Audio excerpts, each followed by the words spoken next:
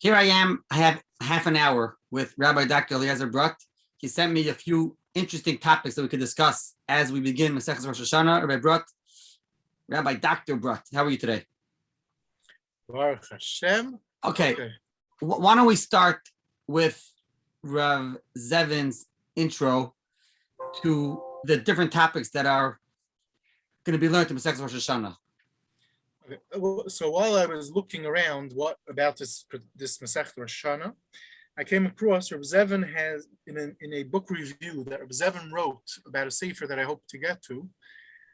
He says that everyone knows in the yeshiva world that there's a Masechet Ksuvos is known as Shas Katan, or the Mafteach for Shas, because it has so many different sugyas, not just relating to one or a few topics. It has multiple topics. He says Rosh Hashanah, although it's not nearly as large as Masechet Ksuvos, it's the same thing. And then he goes and he lists out. He says, if you look carefully, you'll see there's a bunch of sugyas. There's not you get some agadata thrown in there. You have stuff that relates to Rosh Hashanah, the Yom Tif. We have Hilchos Shofar in there, but besides for all that, you have 7 blot that relate to Hilchos Kiddush HaChodesh, which also goes off in the yanim of Hilchos Eidos.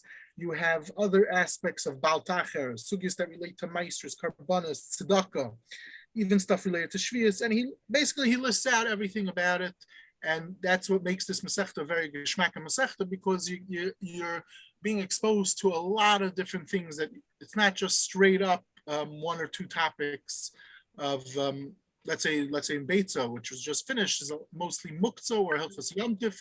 Here there's a lot happening. Okay, with that introduction, that's his introduction to his sefer that he reviews, which we'll hopefully get to later on. Yeah. Okay, so you want to dive right into the Rishonim now? Yeah, Rashi, yeah. Ramban. Okay. So basically like this, every Masechta, when you want to know what, I've mentioned this in the other times, if you want to know which are the svarim on a particular Masechta, you pull out as a sefer, although it's outdated, but it's still very useful, called Tzari HaElef from Menachem Kasher, famous for his Torah Shlema, where he has a list of all the Rishonim that are on the Masechta. When you pull out about Masechta Rosh Hashanah, you'll see there's a lot of Rishonim. Okay, but I want to just focus on very, very quickly about a few aspects of a few different lesser known things relating to this. First, like every other Masechta, not every Masechta in Shas, but most Masechtas in Shas, we have Rashi. Masechtas Rosh Hashanah is one of the Masechtas that we have what's called, for lack of a better word, we have an academic version of Rashi on Masechtas Rosh Hashanah. What is that? Rashi was printed, as we know, many times. There's numerous manuscripts of Rashi. Stuff crept into Rashi over the years, because it was printed so many times, and since it exists in so many different manuscripts, it's very hard. Sometimes Achronim, sometimes even Rishonim, they try to discuss did Rashi really say it, or stuff like that, or Stam. If you go back to manuscripts, sometimes you see that it's not always the way it's preserved in the print. So there was a project that was started a bunch of years back. Different people work on it. Different people did different Masechtas. One is a fellow, Dr. Aaron Erend, from Yid. He's put out a few different Masechtas. One of them is Masechtas Rosh Hashanah, where there's 2 goals. One is the goal is to preserve what is the manuscript editions of Rashi, and second is also, based on all this, a running in-depth commentary where he goes through Al Pi Pshat, everything about Rashi on the Masechta. So that's one tool that's not available on so many Masechtas, but Rosh Hashanah it is. Okay, that's number 1. Would you compare it at all to the Biurei Rashi from Masechta? Totally different. It's much different, but he does, by Rosh Hashanah, I'm not sure if he did, because he could be the Rosh Hashanah before it was out, but he just recently completed Sukkah, and Sukkah he says it in the introduction, he spells out that he used the Art Scroll and he used Sifta, but he's focused on Pshat, but he uses whatever he could get to get what he feels is the Pshat on Rashi. Okay. Excellent. Okay, that's Rashi. What else? It's an interesting tool. Many times people ask, if there's such a thing, and it's good to know that it exists on Rashi. Okay, that's number 1. Number 2 is unique to this Masechta. We virtually don't have this on any other Masechta. Is that in the 1860s, an interesting sefer came to print. What was that? It was the Rambam, the Chidush, 1866 to be exact, the Rambam on Masechtas Rosh Hashanah. we don't have on too many Masechtas, we don't have on any Masechta a whole Rambam's Perushim, and at that time I don't even think there was any Perushim of the Rambam on a particular Masechta. We have the Yad Chazaka, we have his Perush Mishnah, but not a Perush on the Gemara. Later on, it seems it was printed a bunch of times. At one point, let's say in the 1880s, I believe it was printed in Yerushalayim, and you could see from the list of subscribers, the Gedolim were interested. They subscribed to buy it, to Rishulei Diskin, Chaim Sonnenfeld, many others. And they were excited to have a Chibur of the Rambam. Now, what's exciting about it is because we have the Yad Chazaka. Here we see if it's really authentic, that it's the Rambam, how the Rambam learned different sugyas, not only the bottom line, which is sometimes what you get from his Yad Chazaka. Yes, we do have his Chuvas, which a lot of times he does explain how he gets his conclusions, but here you have a Perush. Like everything else, it comes discussion, if it's authentic, it's not. Pretty much it seems that it is the Rambam. At one point, the Chashiv Galicianer Yid Rav Yukasil Chemelhar wrote a Perush on it, discussing it at length, and I would say that most people seem to hold that it really is authentic today. It's something that's available today? Yeah, I'm saying Hebrew Books has a bunch of different editions of it, so it's free downloadable. Free online. Look at it. Amazing. Yeah, it does not speak about every single Sugya Rosh Hashanah, but there is material there. One last point that relates to this Perush is that we see the Rambam that he also gave shiurim in Gemara, and this is in recent years.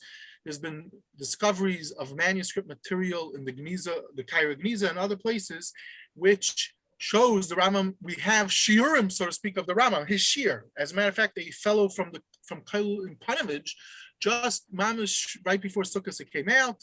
A sefer which has in it some shiurim of the Rambam. So here also these are chidushim of the Rambam as opposed to his halachas. Okay, that's an interesting thing about Sefer Rambam. Number Next. 2, Ramban.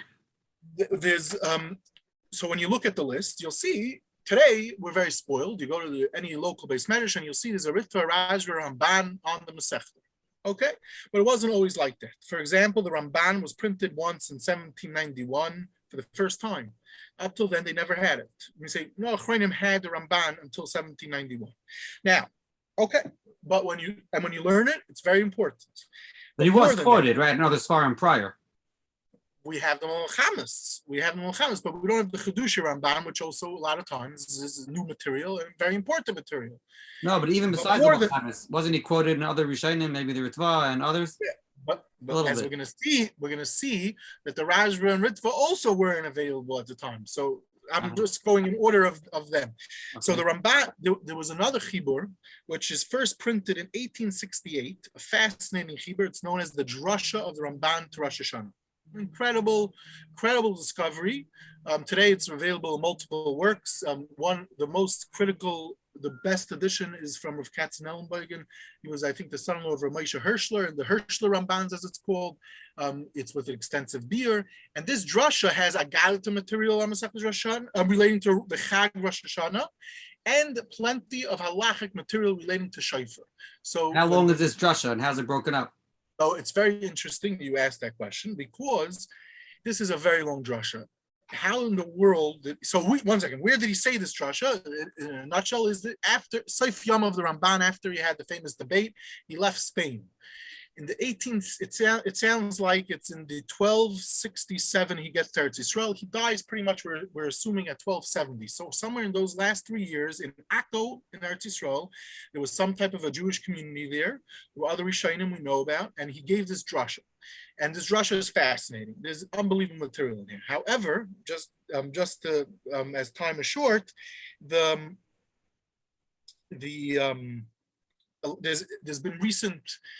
been recent fascinating discussions on every aspect of this. Sign a article from a fellow Shalom Yalom, and also from a fellow Dr. Yisraeli, in his recent book on the Ramban. They deal with it. It's authentic. It's real. And what's interesting is, how did the Ramban have time to say this drasha? This drasha took hours.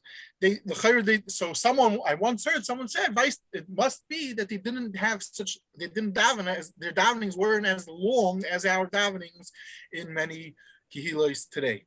But others say it could be that maybe he said it in a few different parts, and then when he printed it, he put it together. Okay. Anyway, he said it on Rosh Hashanah. It sounds like he said it on Rosh Hashanah. Even from the way it is, it sounds like this was said on Rosh Hashanah. Okay, but we don't know. We Lamaisa don't know historically exactly what time he said it, what day he said it, how he said it, but that's all up to speculation. Anyway, it's an interesting thing to know because it relates to this Masechta. It has a very important material for the third and fourth prakim. How's it broken up?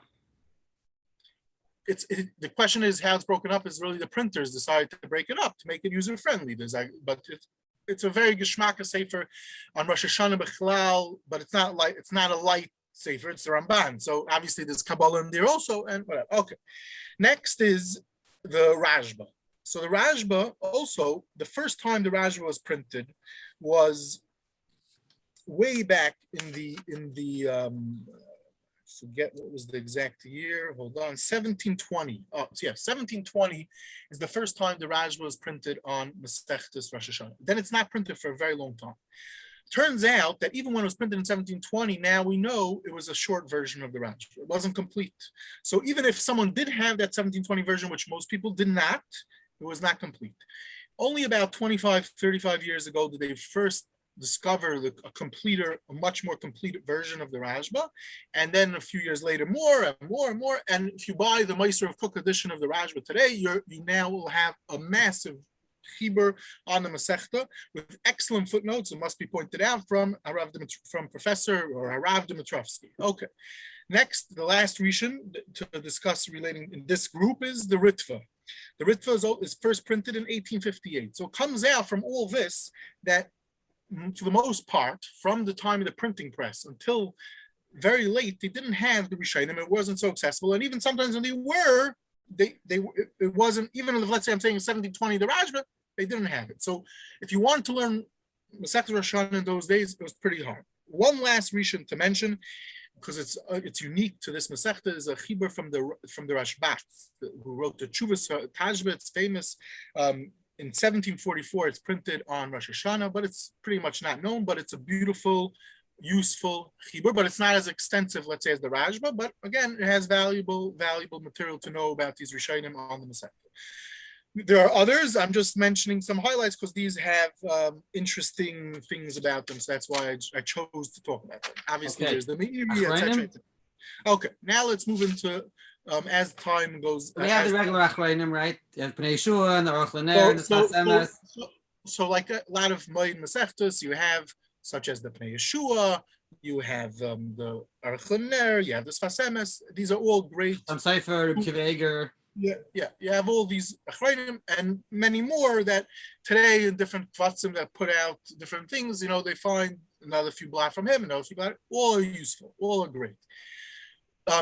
Now, which sefer would I say was one of the first svarim that was, if let's say Achronim, and they didn't have most of the Rishonim, as you'll see in a minute, as we already mentioned. One Achron worth mentioning was an Achron called Zera Yisrael, virtually not known even till today, but you could get it on Hebrew books, a great parish on Masechtas Rosh Hashanah, a thorough Hebrew Alpi Pshat. What type of parish? Actually, Pshat, but interestingly, a real Litvak before Litvaks became a thing, but he's from Lithuania. Okay, anyway, this Sefer was supposed to be reprinted many years ago, and it still has not been. I don't know what happened. Someone over 20 years ago contacted me about it, and it never happened. But it's good to know today because you have Hebrew books, so it's easy to access. Those days, it was a very rare Sefer. And one more time, what's it called? Zera Yisrael. Okay. Now that's printed in 1736. So until 1736, there's no real chibur on Masechtas Rosh Hashanah. Comes along 1752, the Pnei Yeshua prints his Sefer. Okay, very good. Next, when's the next development? Is a Sefer, which we'll get back to. And then comes the Turi Evan, 1781. Shagas Aryeh prints it himself towards the end of his life. And this Sefer is a Mapecha. It becomes the go-to Sefer on the Masechta.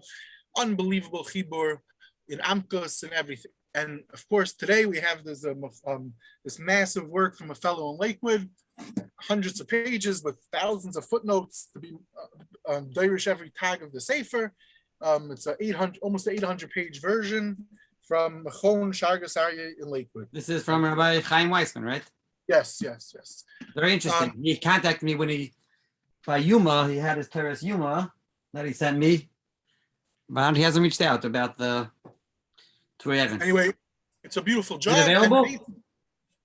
I think it is. I got this relatively recent. But what's important is, not important, what you see very interesting is how all the Achrayim afterwards, everyone was handling the Tori Even. Okay. Now, I just want to point out, relating to that, one interesting thing. There's a chibur which exists in numerous manuscripts and different versions called Keser Rosh. Most recently, it was printed with a very catchy title, Sichos Reb Chaim Mivolozhin Talmidei Yeshiva. But it's all versions of a sefer called Keser Rosh. These are conversations that Reb Chaim Volozhin had with his Talmidim. In one of the things it says, Amar Hagra al Hagoyin Bal Shargus Aryeh Shumarbe Bepilpul. And then it says, Vagoyin Bal Shargus Aryeh Amar al Hagra Shumarbe Bepashtus. For some reason, and without getting barichos into it, I always took it as that the Gra was saying something like a little negative about that the Shargus Aryeh is into pilpul, whatever, stuff like that. Now, without getting into what the word pilpul means and what pilpul and what it really means, I just would like to point out that I noticed something very interesting. I'm looking How at about the other way? The Shargus Aryeh's response that the Goyin's Mabed shot also? Yeah, but that I understand. The Gra would have held at the Maila, possibly. But my question was, I'm looking all of a sudden at the Merayim Sada on Masechtas Rosh Hashanah, and every piece is handling what Sefer the Tori Even. I would find it very interesting. Merayim Sada is from the Netziv from Volozhin, and these are the shiurim of the Netziv in Yeshivas Volozhin. I found it very interesting and strange that this is the Sefer that he's going to be quoting the whole time. The Sefer, there's no doubt he knew that this Reb Chaim Volozhin b'shem de Gra. Obviously, it doesn't mean the pilpul, the negative pilpul that we associate with pilpul, and that's the pshat in the Gra. But I'm just pointing this out. Very interesting. Okay. Now, all this, so the Zera Yisrael, the Pnei Yeshua, the Tori Even, these are the Achrayim, and they pretty much the Pnei Yeshua, and especially the Tori Even, they remain for the next very long time, over 100 years, I would say, the main Achrayim on the Masechta. Okay, there's an interesting sefer. Up till now, we discussed Masechtas Rosh Hashanah, but I mentioned already early on, there's a few blad in Rosh Hashanah that talk about the Hilchas Kiddush HaChodesh and Kabbalah Seidim, and now when you learn these blad, so pretty much for centuries, probably, and even currently, even once Daf Yomi began, people learned these blad and they didn't understand it as well. Why? Because you have to have some understanding of astronomy. Now, the Pnei Yeshua and the Tori Even, they don't really discuss the astronomical aspects of the sugyas that relate to astronomy, which Rishonim did. But in 1778, there was an excellent sefer written called the Carbon Ratius on the Masechta from a Chashuv Goyin, I guess maybe call him Galician or whatever. I don't know. He traveled in many different places. I'm not sure if you could really call him a Galicianer, but some people like to call him a Galicianer. He was a tremendous guy, Rabbi Yehuda Leib Margolis, a prolific writer. Now, he wrote this Gevaldik Sefer on Masechtas Rosh Hashanah, available again on Hebrew Books, Carbon Ratius. He prints it in 1778. Now, when did I say the Tori Evans printed? In 1781. So he only has the Pnei Yeshua, and he uses the Pnei Yeshua. He quotes him a lot, and he handles it and gives him Mordecai covet. So you see the immediate acceptance of the Pnei Yeshua, because Pnei Yeshua was only printed right before that. And the Shargus Aryeh is a very important sefer for him. But the Tori Even, he didn't have, so he didn't quote. Okay, but why am I bringing him up? He has a whole section where he deals with the astronomy sugyas be'iyun al pi yeda in astronomy in the Masechta. He was very into this topic, but I wanted to stress that he's even his sefer comes out in 1778 when he's already quoting a key rishon in the sugya of astronomy is a sefer called Yesod Olam, which if you learn the sugyas of, let's say, the date lines or other aspects of it, he's a very important sefer, a Talmud of the Rosh, and this sefer, when does it come printed from manuscript? In 1777. And he's already using it in his sefer. What's the pshat? Pshat is that I have such chaverim that in today's day and age, we have such people, a lot of frum yidden. They're what I call astronomy junkies. They're very into all the sugyas that relate to astronomy, zmanim, anything that could do with it. And there's many of them. They have shiur, they have forums, and they have shiurim with each other, and they're online, many of them, and they learn the sugyas mamish be'iyun out of sight. One such sefer is one such fellow. He's a Talmud Chacham and holding in many different areas, but he wrote a sefer recently. It's called Hi Chachmaschem. His name is Rav Yoel Shila. It's a very nice sefer if someone wants to get to understand astronomy. And when you're learning Rosh Hashanah, you'll see there's a bunch of them, small ones. This is a very thorough sefer, and there's many more written all types, and even you see in the Haskamas of the different chashuva experts. One such expert I always like to talk about who gives him a very chashuv haskama is Rav Zalman Koren, another chashuv Talmud Chacham, very into these type of topics, and this is a useful tool to understand these blocks. So already this sefer Carbon Ratius, I'm not sure how many other achronim handle those sugyas. He's one of the earliest achronim on the block to handle these type of sugyas, and there's many such stars. Just to mention, the great goyin of our generation, Rav Chaim Kanievsky, he has a sefer called Shekel HaKodesh, similar to his Derech Emunah style, which is be'iyun about Kiddush HaKodesh, a gewaldige sefer. And he also went to learn through the sugyas of astronomy well with different chavrusas. And he brings a fascinating thing from the Chazon Ish, that if the Rambam included this material of how the calendar works and everything like that, it becomes Torah. And if you learn it, it's regular Torah, even though the Rambam took it from Goyim. But this is a whole shmooze of its own right and whatever. Okay, so those are some of the interesting Achronim. of the Achronim. And now just to move a drop closer to Are you ours. pointing out that if you would have seen Turei Even, Turei Even would have been used for astronomy or no? No, I'm saying is that Turei Even doesn't handle those sugyas too much. You know why? I have no idea why. No idea why. I assume, again, I'm not assuming that Turei Even didn't know astronomy. Some of the Gedolim did not, even till today. Some people, it's very hard. You have to have a more mathematical mind. You have to understand it well. It doesn't talk. I'm not saying that Turei Even, I have no idea. I would assume he did understand it. He was one of the greatest of all Achronim. So I would assume he did have, but whatever. Okay. Anyway, I just would like to talk about three more, as I think time will allow, to just talk very fast about three more Svarim on the Masechta. One is probably almost unknown sefer on the Masechta called Teiros Mordechai. It's from a Rav Mordechai Schatz. It's a Litvish sefer. This person wrote his sefer through the Mordechai. He'd say the Mordechai and they turn to the back of Gemara, there's the Mordechai. Through that, he deals with most of the Masechta. Fascinating sefer, very unknown, printed in 1901. He's the son of the great Reb Meir Yoina, one of the great Gedolim of Lita of the generation before that, who wrote a massive chibur on the Eater and others. A fascinating sefer, but again, today, thanks to Hebrew books, you have access to it at a click of a button. Until a few years ago, it wasn't available. But I think even though it's available with a click of a button, I think it's virtually unknown. Okay, now, one more sefer, which is very well known for the Lamdanim of the Masechta, is a sefer called Truas Melech. Okay, so I would like to just speak very briefly about the Truas Melech. The author's name was Rabbi Yosef Zusmanovitz. Rabbi Yosef Zusmanovitz was killed in the Holocaust by the Nazis. Who was he? So, again, in recent years, there's been more discussion about him, especially there's been more recent history, academic history, and not only academic history, more interest in the history of the yeshiva world before World War II. Two recent books that deal with it. One is a book from Benzin Kalabansky, another book from a Shlomo Tukachinsky. Shlomo Tukachinsky wrote about Slobodka, and Kalabansky wrote more about the yeshiva world before World War II. This Rabbi Yosef Zusmanovitch, he was the son-in-law of the Rosh Yeshiva of Slobodka, Rav Moshe Mordechai Epstein. He was born in Yerushalayim. He ends up coming to Lita. He becomes a Talmud, amongst others, of Rav Moshe Mordechai Epstein. Moshe Mordechai Epstein is fascinated by him.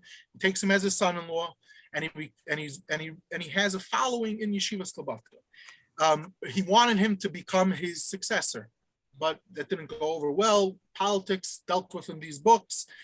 Not getting into all the aspects of it, but it seems it was Levitic. like many other politics in different fights of these types. He ends up, Moshe Mordechai Epstein was also the Rosh Hashiva. Besides being Rosh Hashiva, he was the Rav of Slobodka. So at least he wanted, when he was leaving Eretz Yisrael, that he should be the Rav. So he was actively the Rav of Slobodka for a period of time. But it seems that also didn't work out. Eventually, he goes and becomes a Rav in a different Chashava Kehila nearby. Sadly, he's killed by the Nazis with his family. Now, this Sefer is an incredible, incredible Sefer. Lumdis, but it's written in a Simanim type style, 76 Simanim. And this is when I began in the beginning with Reb Zevin, that he has a book review on a Sefer related to Masechtas Rosh Hashanah. It's this Sefer. Reb Zevin writes how the Sefer is mamash unbelievable. It's mamash unbelievable when you learn it. It handles, again, a lot of Turi Even, but it's not written in a pshat type Sefer focusing on the cheshbainis in a particular sugyas, similar to, let's say, the Pnei Yeshu or the Turi Even. It's written in Simanim style. So one could find different sugyas that you want to learn more and then you could pull out and learn a simon or two from him. Let's say you want to learn, he has two simanim about fasting or Rosh Hashanah. So there's not so much Gemara about it, but it comes up. He has some simanim about it, but it's an excellent Sefer.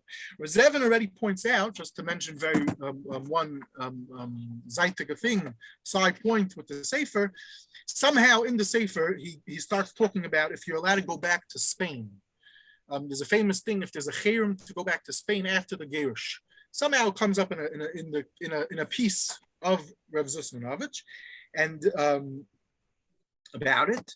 And Reb Zevin writes an interesting thing. He says, Agav Kedai, it's Kedai to be Mavar, historically, is there really such a chayrim? He says, if you look in Sifrei HaPaiskim and the Chuvas, there's no zecher for this chayrim that we all know now. It's a Mesiris Balpeh, and